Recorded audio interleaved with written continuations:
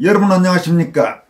문재인 정권 시절 국가안보와 직결된 한강 하구 서해에 각종 민감한 정보가 대거 담긴 한강 하구 해도를 북한에 넘긴 혐의로 문재인 전 대통령, 정경두 전 국방부 장관, 김영춘 전 해양수산부 장관, 김도균 전 국방부 대북정책관 등이 검찰에 고발당했습니다.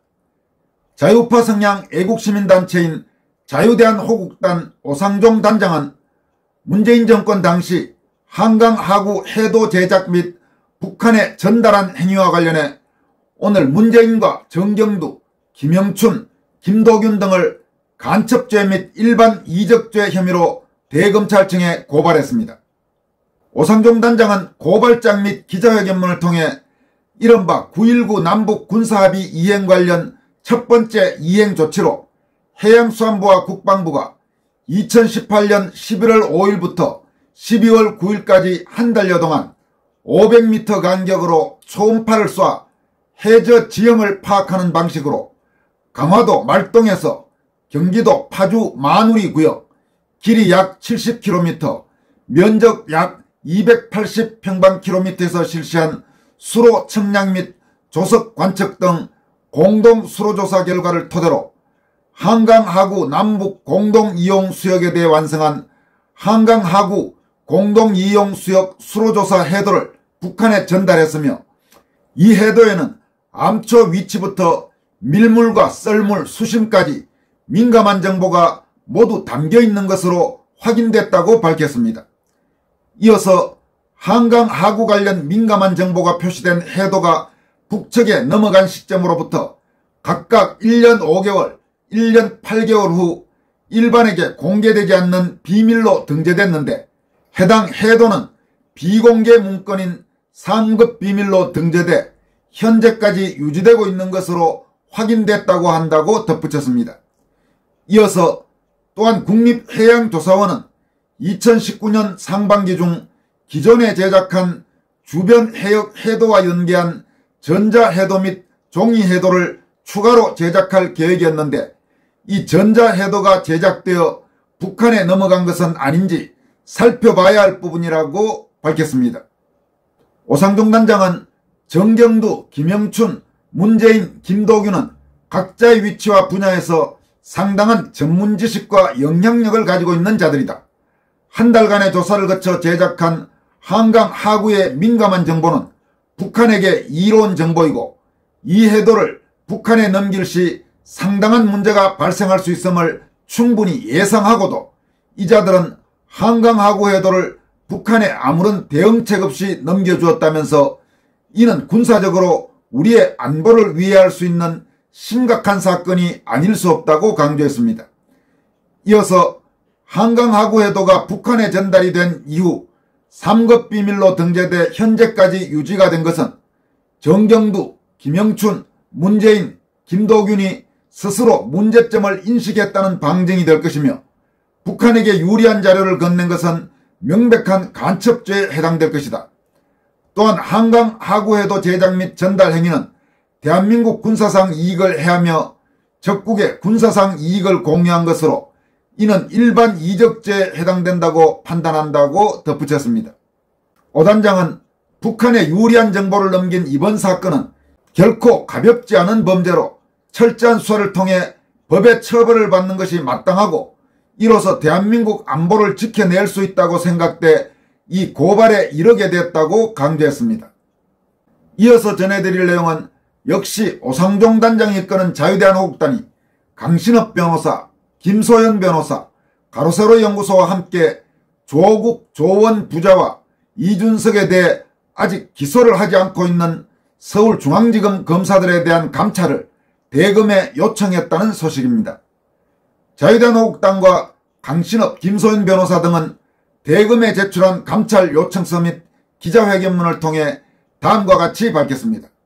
먼저 조국 문제와 관련해서는 자유대한호국단은 2020년 8월 28일 조국 전 법무부 장관을 형사소송법 위반으로 서울지방경찰청에 고발해 방배경찰서에서 1년 3개월의 수사 끝에 범죄 혐의가 인정돼 검찰로 송치하였고 이에 검찰은 보완 수사 요구를 했으나 경찰은 2022년 1월 7일 송치 의견 유지로 재송치했다.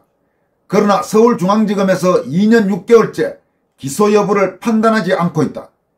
형사소송법 제257조 고소 등에 의한 사건의 처리는 검사가 고소 또는 고발에 의해 범죄를 수사할 때는 고소 또는 고발을 수리한 날로부터 3개월 이내에 수사를 완료해 공소제기 여부를 결정해야 한다고 규정하고 있다. 그러나 넘쳐나는 사건과 수사 여건상 위 기한을 지키는 것은 무리라 여김에도 불구하고 이 사건은 형사소송법 제266조의 16 피고인 또는 변호인은 공소제기 후 검사가 열람 등사를 허용한 서면 및 서류 등을 복사한 사본을 당해 사건 또는 관련 소송의 준비에 사용할 목적이 아닌 다른 목적으로 다른 사람에게 교부 또는 제시하여서는 아니 된다라고 규정한 것을 어겼는지의 여부만을 판단하면 되는 간단한 사건임에도 최초 송치 2년 6개월이 지나는 현 시점까지 피고발인인 조국에 대한 소환조사나 기소조차 하지 않은 것은 이 사건 담당 검사들이 조국 사건을 회피 내지 검찰 내 조국을 비호하는 세력이 있음을 반증한다고 판단이 된다. 평범한 일반인이었다면 있을 수가 없는 조국에 대한 수사 지연 특혜라 할 것이다.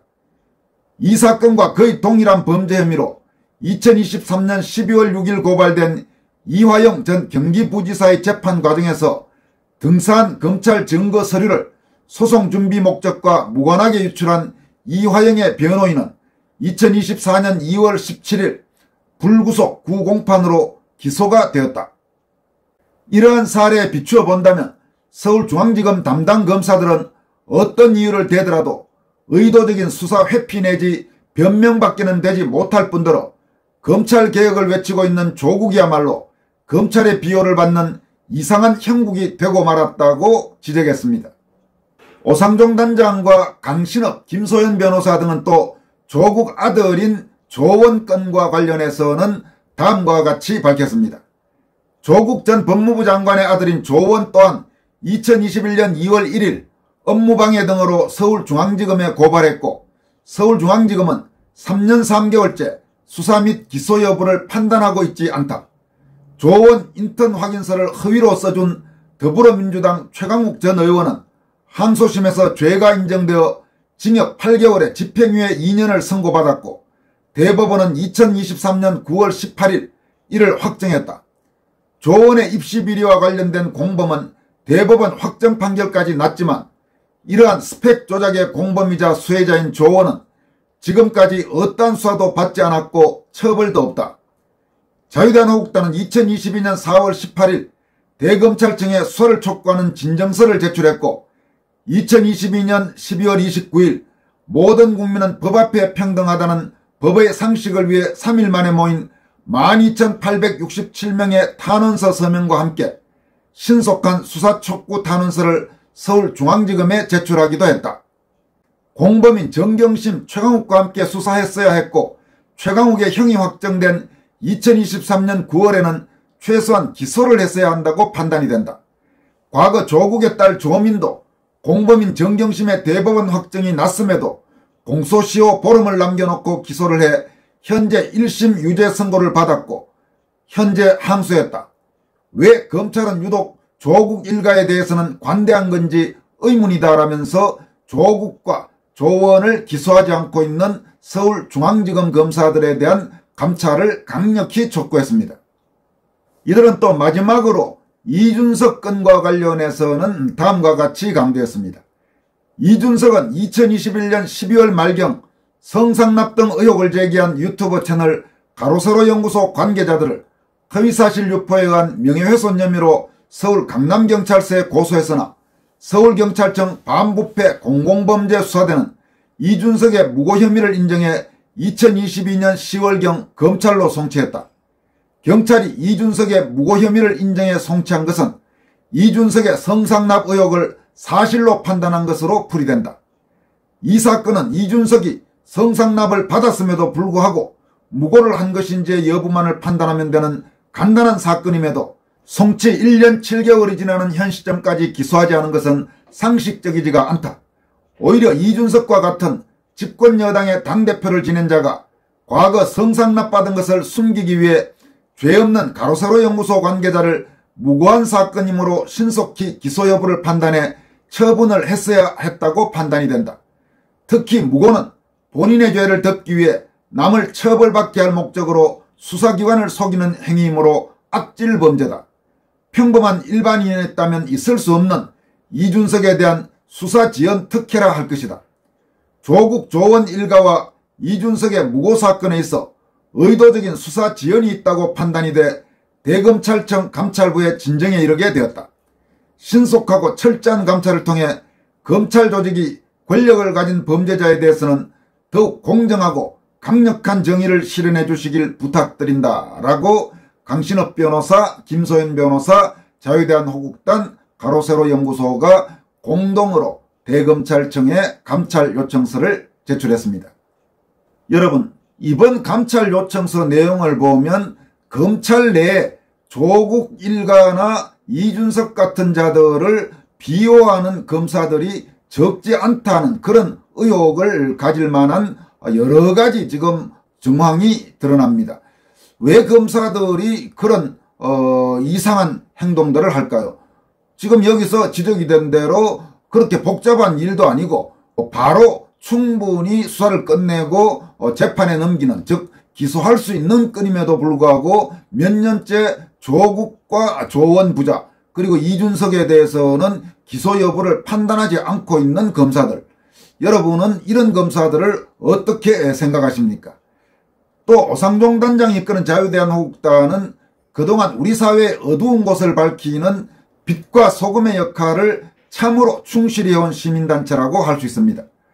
호국단의 고발에 따라서 그냥 묻혀 지나갈 사건들, 또 처벌받지 않고 넘어갈 악인들이 법적 단죄를 받은 사건도 적지 않은 상황입니다.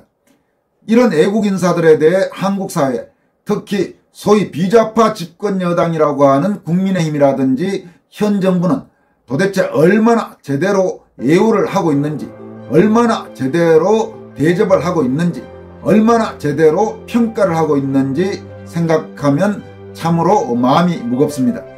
지금까지 권순월TV였습니다. 고맙습니다.